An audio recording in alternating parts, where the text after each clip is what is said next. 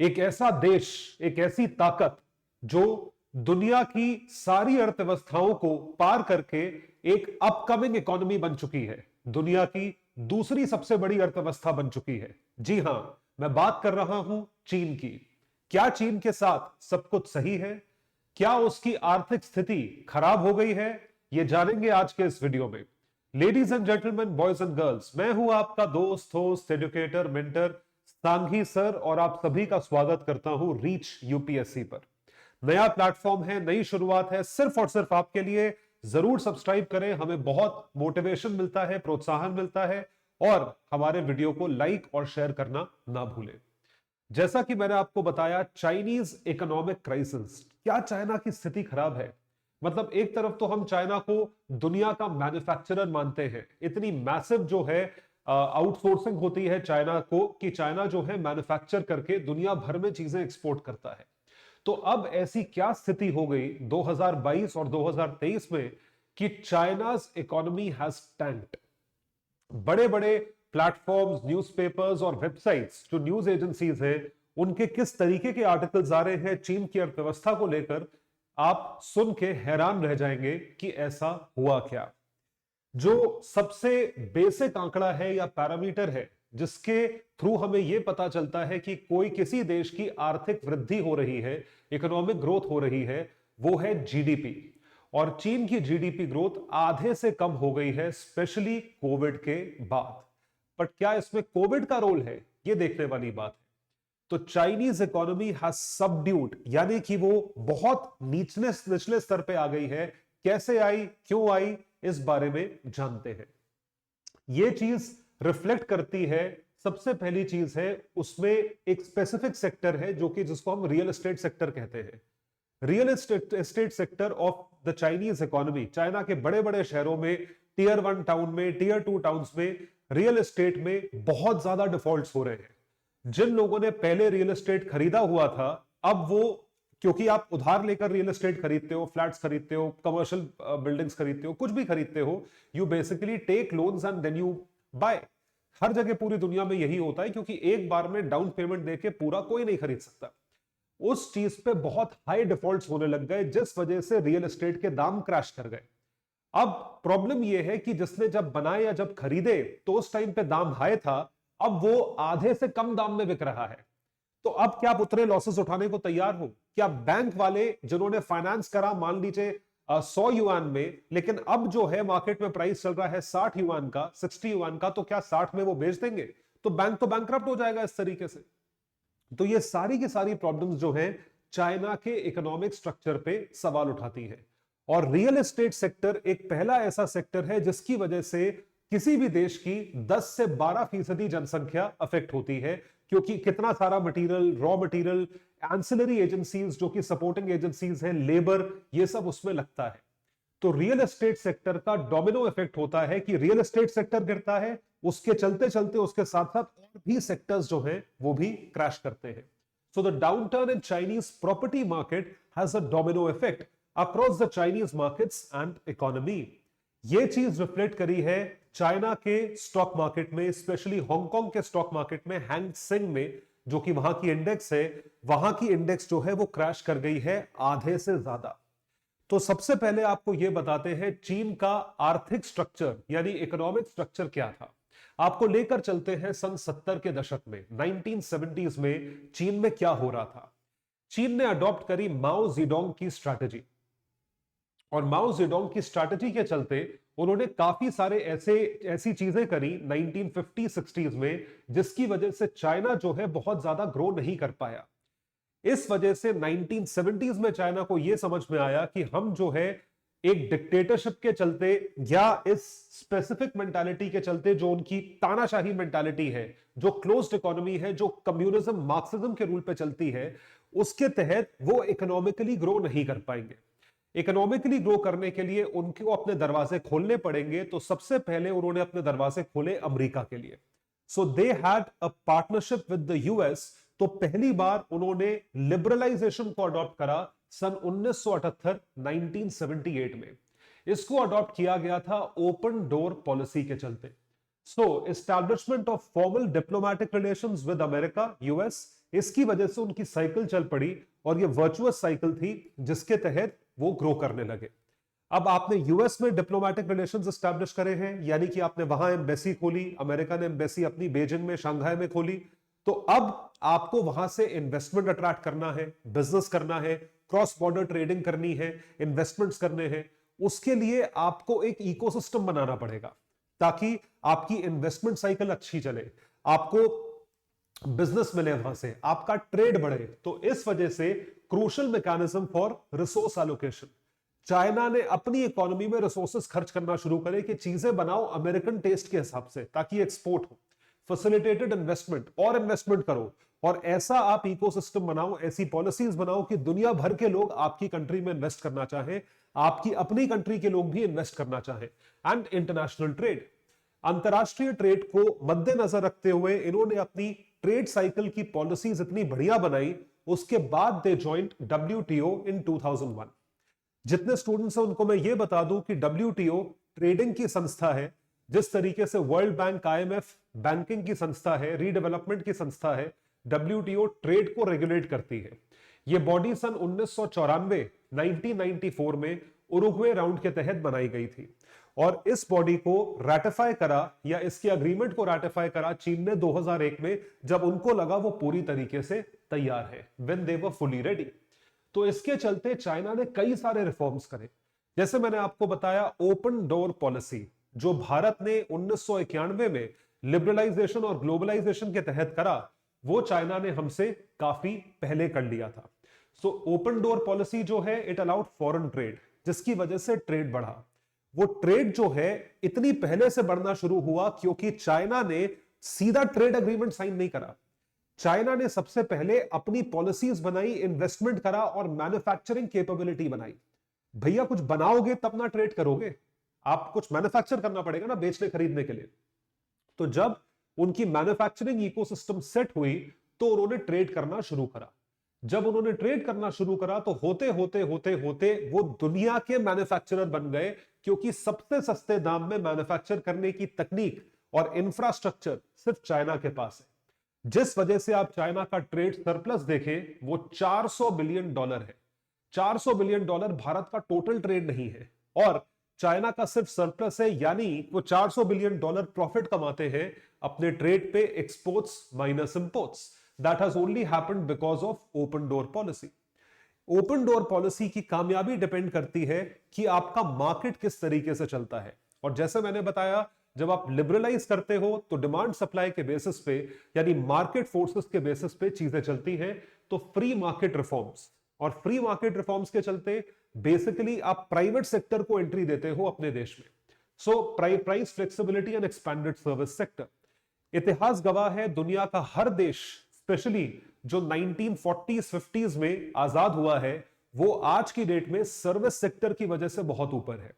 Service sector का massive contribution होता है जीडीपी में, क्योंकि उसमें एफर्ट कम होता है और रिटर्न्स बहुत ज्यादा होते हैं। जैसे एजुकेशन देख लीजिए, कितना एफर्ट है, इन्वेस्टमेंट ना के बराबर है, और सर्विस सेक्टर जो है वो जनरेट करता है let's say 40-50% returns, 40-50% profit. Manufacturing generate करता है 2-3-4-5% का प्रॉफिट, और उसमें इन्वेस्टमेंट कितना, करोड़ों रुपए का चाहिए। तो which is why service sector is a credible sector. उसके बाद जो है, क्योंकि उन्होंने फ्री मार्केट रिफॉर्म्स करे, इंडस्ट्रियलाइजेशन को प्रमोट करा, फैक्ट्रीज बनाई, इन्वेस्टमेंट करा, तो तकरीबन 80 करोड़ लोग चीन में गरीबी की रेखा के नीचे से ऊपर उठे। They were lifted out of poverty. Obviously opportunity create होगी, जो मैं बार बार बोल रहा हूं, इकोसिस्टम। अगर इकोसिस्टम होगा, अपॉर्चुनिटी क्रिएट होगी, तो ऑटोमेटिकली लोगों को काम मिलेगा और वो गरीबी की रेखा से ऊपर उठे with high purchasing power. Purchasing power बढ़ी, और ये सारी चीजें देखते हुए उन्होंने लोगों के लिए हेल्थ में, एजुकेशन में और स्किल एनहांसमेंट पे काम करा। हेल्थ पे तो पता नहीं कितना काम करा, लेकिन स्किल पे जरूर काम करा, तभी वो मैन्युफैक्चरर ऑफ द ग्लोब बन पाए हैं, क्योंकि लोगों को वहां पे काम करना आता है। They know the trick. एक 25-28 साल की लड़की 20,000 लोगों की फैक्ट्री मैनेज करती है, और किलोमीटर लंबी फैक्ट्री है, क्योंकि सिस्टम्स बने हुए हैं, हर इंसान को पता है उसको क्या करना है। They have the skill. तो 1978 से लेकर 2019 तक चाइना ने इन सारे रिफॉर्म्स के बदले, या इन सारी रिफॉर्म्स की वजह से ऑन एन एनुअल बेसिस हर साल 10% से ऊपर रिटर्न देखा है। कुछ कुछ सालों में 15% तक रिटर्न देखा है, and this has been a massive thing with China. ये बहुत बड़ी चीज है, इतना रिटर्न देखा है। तो आप देख सकते हैं चीन की अर्थव्यवस्था 1980 में जहां पे $100 बिलियन थी, बढ़ते बढ़ते बढ़ते बढ़ते बढ़ते बढ़ते 2000 में जो है ये कुछ $3 ट्रिलियन पहुंची, जहां हम अभी खड़े हैं, भारत अभी खड़ा है, और होते होते $17.5 ट्रिलियन, $17.7 ट्रिलियन जो है वो अनुमान है 2024 तक होने का। आने वाले साल में ऑलरेडी वो $17 ट्रिलियन के ऊपर है। यहां पर मैं आपकी इंफॉर्मेशन के लिए यह बता दूं कि अमेरिकन इकोनॉमी जो है वो तकरीबन 26.5 ट्रिलियन डॉलर्स की इकोनॉमी है, and the second country is China with $17 trillion economy. अगर ये सारी चीजें इतनी पॉजिटिव है तो फिर कहां गड़बड़ हो गई? क्यों चाइना में एक आर्थिक क्राइसिस है? Why is China facing an economic crisis? What is going wrong now? जब चाइना ने चीजें अडॉप्ट करी थी at that point of time, liberalisation, privatisation, free market, तो चाइना ने अपने देश में बहुत फ्रीडम दी थी। लेकिन जब से एम्परर जी जिनपिंग आए हैं, एम्परर शब्द यूज करूंगा, प्रीमियर नहीं बोलूंगा क्योंकि वो वाकई में एम्परर है, तो उन्होंने तब से लेकर अभी तक पिछले 10 साल में चाइना का नाश मारा है। कैसे नाश मारा है? That he has taken dictatorial decisions, तानाशाह फैसले उन्होंने लिए हैं, जिसकी वजह से इकोनॉमिक डिसेंट्रलाइजेशन जो थी, जो पावर्स इकोनॉमी की बटी हुई थी, वो उन्होंने सब सेंट्रलाइज करी। ओपन डोर पॉलिसी को उन्होंने रिस्ट्रिक्ट कर दिया, और उन्होंने अपने देश में किसी को भी पनपने नहीं दिया। आप टॉप 15, टॉप 20 फोर्ब्स की बिलियनर लिस्ट में देखेंगे, आपको एक भी चाइनीज आदमी नहीं मिलेगा, शायद आपको एक आध चाइनीज मिल जाए। जब कोई बढ़ने लगता है तो उसको वो गिरा देते हैं। सबसे बड़ा एग्जाम्पल है अली बाबा के फाउंडर जैक मा का। उठा के उनको 2-4 महीने जेल में बंद कर दिया, फिर वो भागते फिर रहे थे जी जिनपिंग से। क्यों? क्योंकि वो कामयाब हो रहे थे। सो सब resurgence of state lead economic policy, यानी कि जो राज्य बोलेगा वो करेंगे, इसको बोलते हैं क्लोज डोर इकोनॉमी या closed economy, tightening under emperor Xi. तो जी ने अपने हाथ में सारी पावर्स ली, concentration of power in Xi's hand, killing decentralised economic growth story. सब कुछ जो है वो राज्य करेगा, सब कुछ जो है वो कंट्री बताएगी क्या करना है, तो कभी प्राइवेट सेक्टर का इंटरेस्ट आएगा ही नहीं। जिस वजह से चाइना ने क्या करा, पॉलिटिकल माइट यूज करी to curtail influence of tech companies. क्योंकि देखिए, टेक्नोलॉजी जब तक नहीं बढ़ेगी तब तक आपका देश आगे नहीं बढ़ सकता। तो टेक कंपनीज को कर्टेल करा, पर्टिकुलरली ई कॉमर्स। सबसे बड़ा एग्जांपल, जैसे मैंने आपको बताया, अलीबाबा ग्रुप या कोई भी बिलियनर किसी को पनपने नहीं देते। शायद एक आध बिलियनर आपको टॉप 25 की लिस्ट में मिल जाए, आपको टॉप 50 की लिस्ट में चाइना, जब चाइना इतनी बड़ी इकोनॉमी है, दूसरी सबसे बड़ी इकोनॉमी है, तो चाइना के तो 10 बिलियनर्स होने चाहिए थे। 15वें नंबर पे फोर्ब्स की लिस्ट में मुकेश अंबानी है, 16वें नंबर पे गौतम अडानी है, उसके बाद कोई चाइनीज एंटरप्रेन्योर आता है। क्यों? क्योंकि इतनी सारी चीजें हुई, इस वजह से उन्होंने स्लो डाउन देखा। और पहला इफेक्ट स्लो डाउन का दिखता है किसी भी कंट्री में रियल एस्टेट सेक्टर में। देखिए, आईटी कंपनी में स्लो डाउन दिखाई नहीं देता, उसमें ले ऑफ्स होते हैं, या उसकी वजह से इकोनॉमिक इंपैक्ट उतना जबरदस्त दिखता नहीं है। ये स्टॉक मार्केट पे इंपैक्ट दिखता है रियल एस्टेट सेक्टर का। तो ये जो चेंजेस है ये इसलिए हुए क्योंकि स्टेट लेड इकोनॉमिक पॉलिसी चल रही थी। इसके ऊपर जो एक बहुत बड़ा चैलेंज चाइना फेस कर रहा है वो है डेमोग्राफिक चैलेंज। चाइना की पॉपुलेशन इज एजिंग, और चाइना की जो वन चाइल्ड पॉलिसी थी 1979 में अडॉप्ट हुई थी पॉपुलेशन कंट्रोल करने के लिए, सन 2015 में चाइना ने उस पॉलिसी को डिसकंटिन्यू करा क्योंकि वो एक फेल्ड पॉलिसी थी। उसकी वजह से डेमोग्राफिक डिविडेंड जो था वो बर्डन में बदल गया, यंग पॉपुलेशन कम हो गई, और ऑब्वियसली तब वन चाइल्ड पॉलिसी हुई तो तब के लोग अभी बूढ़े हो गए हैं, दे हैव एज्ड, तो उनकी डिपेंडेंस हो गई है यंग पॉपुलेशन पे। तो डिपेंडेंट पॉपुलेशन बहुत ज्यादा हो गई है, जिस वजह से चाइना एक डेमोग्राफिक क्राइसिस फेस कर रहा है, और आने वाले 10-20 साल में चाइना और बड़ी डेमोग्राफिक क्राइसिस फेस करेगा क्योंकि काम करने वाले कम होंगे, डिपेंडेंस रेशो ज्यादा होगा। This is what happened. Plus नीयत बहुत खराब है चाइना की, कि मैं साउथ चाइना सी भी ले लूं, आक्साई चिन भी ले लूं, अरुणाचल प्रदेश भी ले लूं, कुछ मंगोलिया का वो भी ले लूं, बेल्ट एंड रोड इनिशिएटिव में भी कुछ खींच लूं, पाकिस्तान का भी कुछ एरिया ले लूं, श्रीलंका भी ले लूं, मालदीव्स भी ले लूं, अफ्रीका भी ले लूं, ये भी ले लूं, सब पूरी दुनिया ले लूं, दलाई लामा को छोड़ के। दलाई लामा हमारे देश का नहीं है, बाकी पूरी दुनिया हमारी है, चांद भी तोड़ के ले आओ, अब पॉइंट ये है कि इसकी वजह से चाइना के जो संबंध है, जो पश्चिमी ताकतों से संबंध है, पूर्वी ताकतों से संबंध है, वो संबंध मोस्ट ऑफ द कंट्रीज से खराब हो चुके हैं। चाइना का कोई दोस्त नहीं है। अभी हाल ही में इटली ने बेल्ट एंड रोड इनिशिएटिव से वो जो है वो विड्रॉ करा है, दे हैव विड्रॉन, और ऐसी शायद और भी देश विड्रॉ कर ले BRI से, क्योंकि चाइना ने किसी से संबंध बनाए नहीं। तानाशाही एक चीज होती है, दूसरी चीज होती है कि दूसरों को नीचे करना और खुद ऊपर बढ़ना। So this is also which has led to China not being able to cater to things. तो चाइना के अगेंस्ट जो पॉलिसी जा रही है, अब चाइना के पास ऑर्डर्स नहीं जा रहे हैं, क्योंकि जमाना जो है वो डी ग्लोबलाइजेशन का है। Now countries do not want to be dependent on other countries की चाइना से इंपोर्ट कर लो। अब हम बहुत चीजें इंपोर्ट कर रहे हैं, लेकिन काफी चीजें खुद भी बनाने की कोशिश कर रहे हैं। So deteriorating relationship with China's Western partners over its aggressive territorial and diplomatic claims, ये चीज चीन की बहुत गलत है। तो साइन ऑफ फटीग आप देख सकते हैं जीडीपी ग्रोथ रेट जो चीन का 10% से ऊपर चला है 30 साल तक। अब आप ये देखिए 2010 में देखिए 15% तक ग्रोथ रेट गया, और यहां पे ये 10% मार्क है। ऑलमोस्ट हर साल जो है वो 10% के ऊपर रहा। 2019 तक जो है वो भी 10% रहा। 2020 में टैंक करा, कोविड था, लॉकडाउन था, कुछ इंपोर्ट एक्सपोर्ट नहीं हो रहा था, फिर पिक करके ये 10 पे आया, और अब जो है वो 5% पे आ गया है, और आने वाले टाइम में ये डेफिनेटली और नीचे जाएगा। It will come down to even 4%।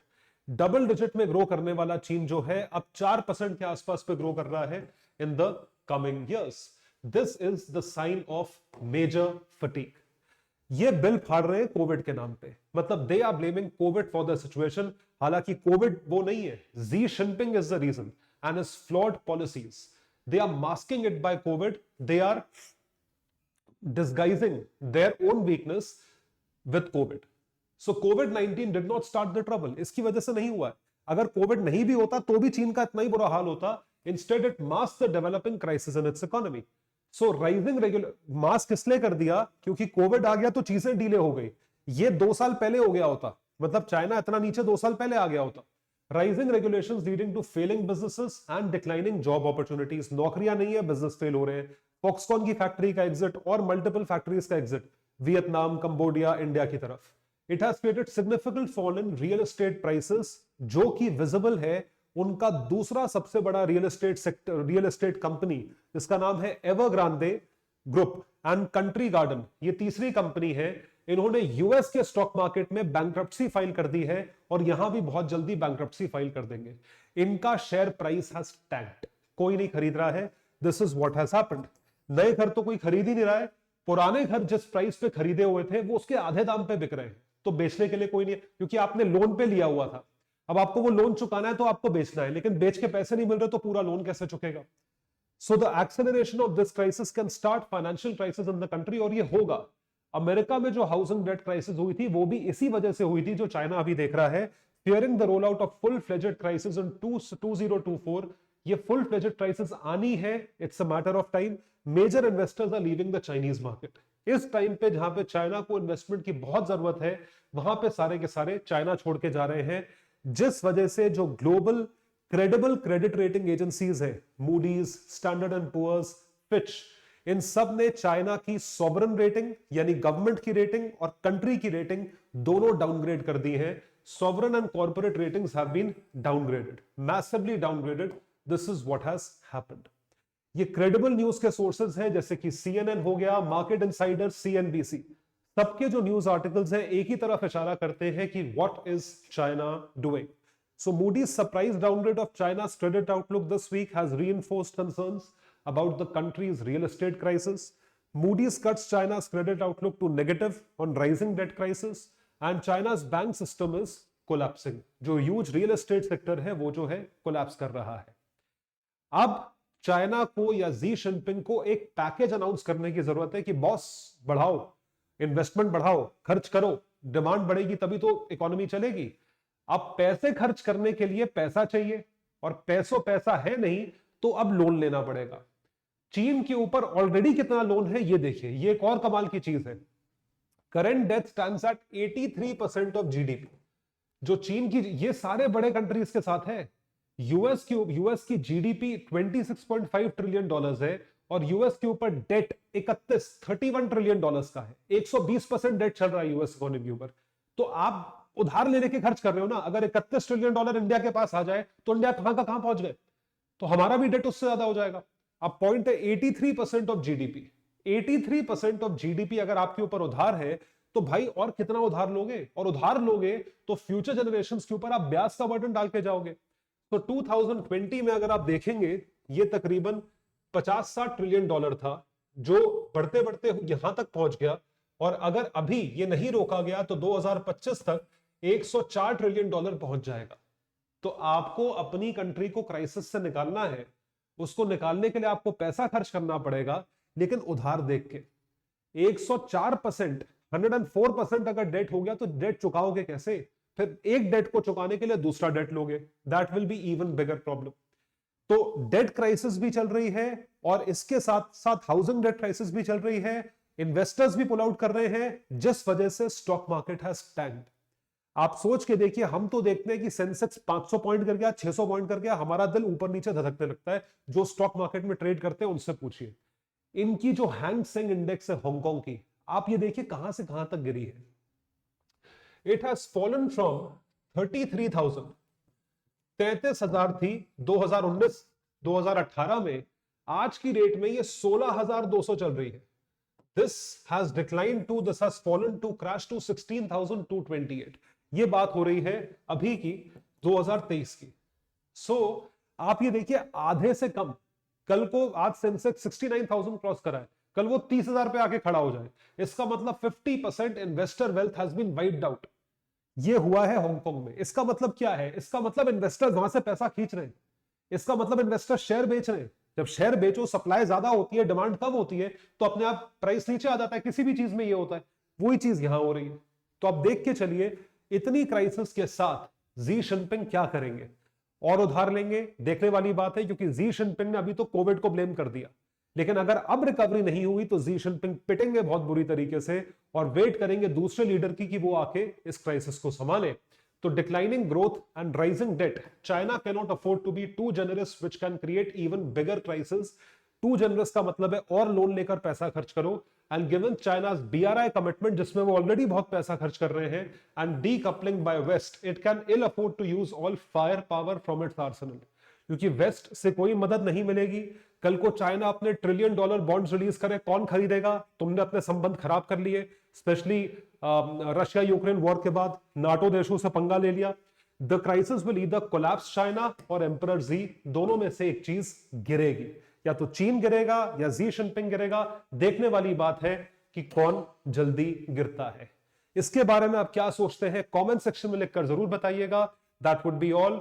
सो मैं तो सिर्फ यही कहूंगा, देखने वाली बात है, एक इंटरेस्टिंग एनालिसिस होगी जिस दिन चाइना गिरने वाला होगा या गिरेगा। Bye everyone, take care and all the best.